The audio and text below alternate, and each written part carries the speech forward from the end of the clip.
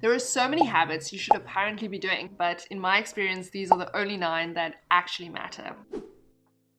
Have you ever said something in a meeting that you thought was completely stupid, that you even lost sleep afterwards, analyzing what exactly you said? Now think about a colleague and a time where you thought they said something stupid. I think for most people, it's way easier to point out their own embarrassments when you really start to understand that everyone is so wrapped up in their own lives that no one is really looking at your life. It becomes quite liberating. The spotlight effect is this idea that you are the center of the universe and there's the spotlight shining just on your life. You will never hear me say, "Would you please subscribe because I put so much time and effort into creating this video for you." No, you should subscribe if it actually added value to your life. We are growing up in a very entitled society where things just revolve around me, but actually nobody cares. Stop thinking that you are so important by reaching out to other people. You could approach a homeless man or a car guard and just ask them if you could maybe buy them something at the grocery store. Most of the times, their answers will humble you because they ask for the most basic things like bread and milk and sugar. So get out of your bubble and start contributing to society. It cultivates gratitude and it just helps you to not take yourself so seriously. Start being interested instead of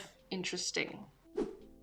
If you are an employee and spending your time on nonsense, it is to some extent not your fault. I mean, the 9 to 5 is actually an illusion. How is it possible that everyone in the world needs exactly 8 hours to accomplish their work? It's just that since we have 8 hours to fill, we fill 8 hours. There are so many books and videos dedicated to time management because somehow we should just be doing it all. There are 2 things to consider here, which is Parkinson's law and leverage. Parkinson's law states that work will expand to fill the time allocated to complete it. Basically, if you knew you had to hand in a report by tomorrow, it would move up in importance on your list and you will allocate a lot of your time, if not most of your time, to getting it done. Whereas if that same report only had to be handed in 2 weeks from now, you would probably procrastinate and work very ineffectively. So the second point is that it is important to emphasize negotiating remote working conditions, since the best employees have the most leverage. Work towards flexibility to have more leverage with your time. Shorten working times by having clear, imminent deadlines.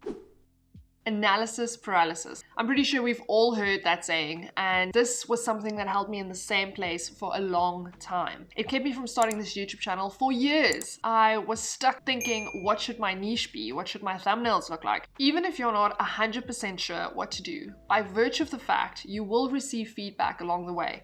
Ray Dalio, the longtime leader of Bridgewater, the largest hedge fund in the world, sums it up as pain plus reflection equals progress. Successful people realize that pain and discomfort is just part of the process of trying something new. If you didn't get the job you interviewed for, or you failed at your startup company, it's not because you can't do it. Your approach just might be wrong. Reflection comes by taking some time to figure out what worked and what didn't work. If you didn't get the job, email the interviewer and ask why. This feedback could help you the next time that you interview for a job. Become someone who can fail forward.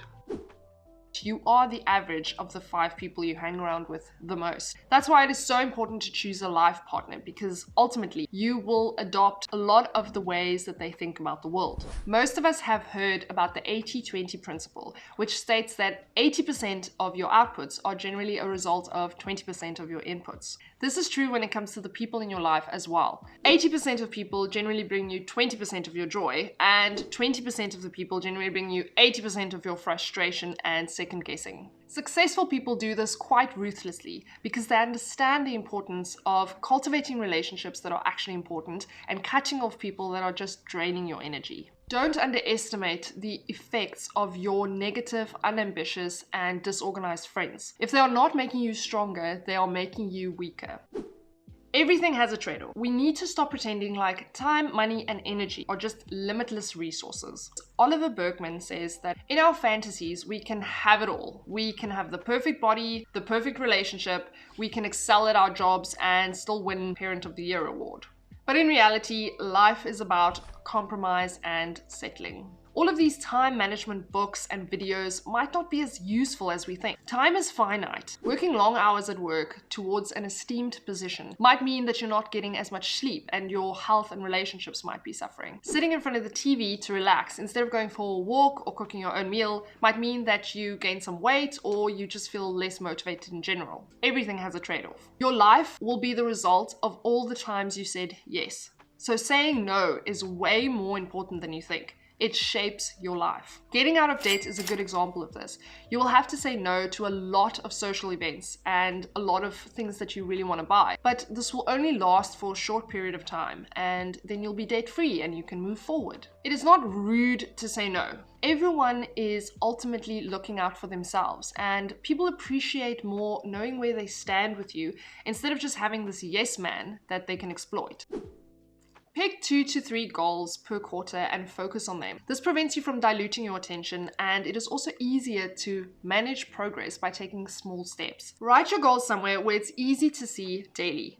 I put my goals on my Google Calendar because I have to open this anyway for my day job. It needs to be top of mind. Ask yourself what tasks get you closer to your goals and start your day with those. Stop saying that I just don't have time and start saying it's just not a priority. That might put things into perspective for you really quickly. So being selective and doing less actually is the way towards productivity.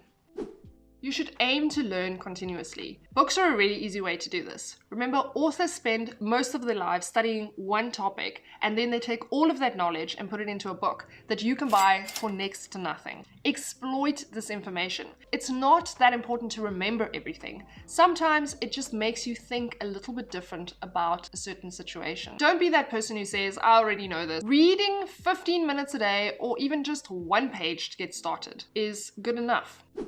Remember, no matter how much money you have, you can't spend it if you are dead. I think if I ask people what is important in their lives, health is a big factor. But we spend hours in front of the TV or on our phones, and we somehow can't find 15 minutes to just work in some form of exercise. There is a huge disconnect about what we say we want and what we do. You can start small by waking up and hydrating with some lemon water, and you can also move on then to maybe fasting or taking a walk. Successful people are really good at changing a should to a must.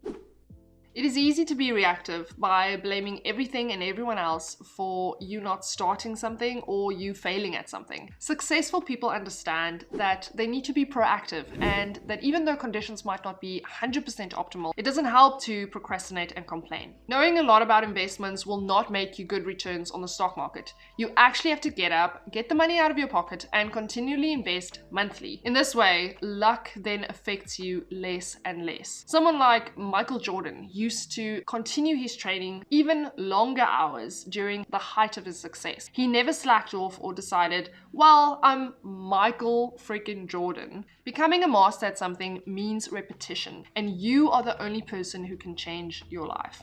Thank you for watching. Consider subscribing and watching this one next, and I'll see you in the comment section.